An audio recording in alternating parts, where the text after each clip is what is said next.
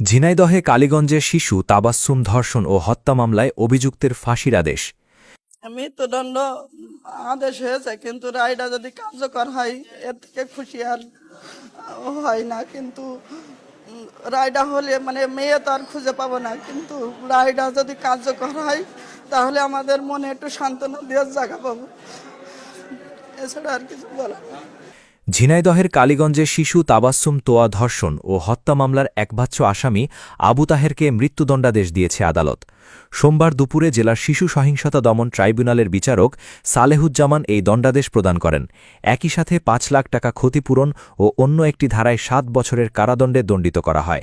মামলার বিবরণে জানা যায়, চলতি বছরের ২৫ ফেব্রুয়ারি কালীগঞ্জের বাদুরগাছা গ্রামের ৫ বছরের শিশু তাবাস্সুম বাড়ি থেকে নিখোঁজ হয়।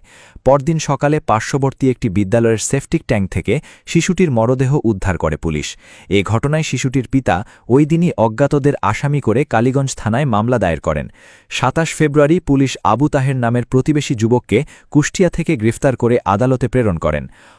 ওনাকে দেখতে চাই। আজকে যে রায়টা হয়েছে এই রায়ে আমি খুশি, এবং শুধু রায় নয়, এটা দ্রুত কার্যকর হতে হবে। এটা মাননীয় প্রধানমন্ত্রীর কাছে, আইনমন্ত্রীর কাছে আমার বিনীত নিবেদন।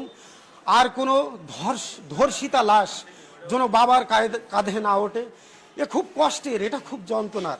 এই যন্ত্রণাটা আর বাংলাদেশের কোনো বাবা যেন এই যন্ত্রণাটা না পায়। হত্যার দায় স্বীকার করে আদালতে ১৬৪ ধারায় জবানবন্দি দেয় আবু তাহের। তদন্ত শেষে পুলিশ ২৬ মে আবু তাহেরকে অভিযুক্ত করে চার্জশিট দাখিল করে। মাত্র ৫ কার্যদিবসে ১৭ জন সাক্ষীর সাক্ষ্য গ্রহণ শেষে ঘটনার ৪ মাসের মধ্যে মামলার রায় প্রদান করে আদালত। রায়ে ধর্ষণ ও হত্যার অপরাধে ফাঁসির আদেশ দেওয়া হয়। সেই সাথে ক্ষতিপূরণ হিসেবে ৫ লাখ টাকা জরিমানা করে আদালত। এছাড়াও লাশ গুমের অপরাধে ৭ বছরের কারাদণ্ড দেওয়া হয়। দণ্ডিত আবু তাহের কালীগঞ্জ উপজেলার বাদেরিহি গ্রামের রফিউদ্দিনের ছেলে।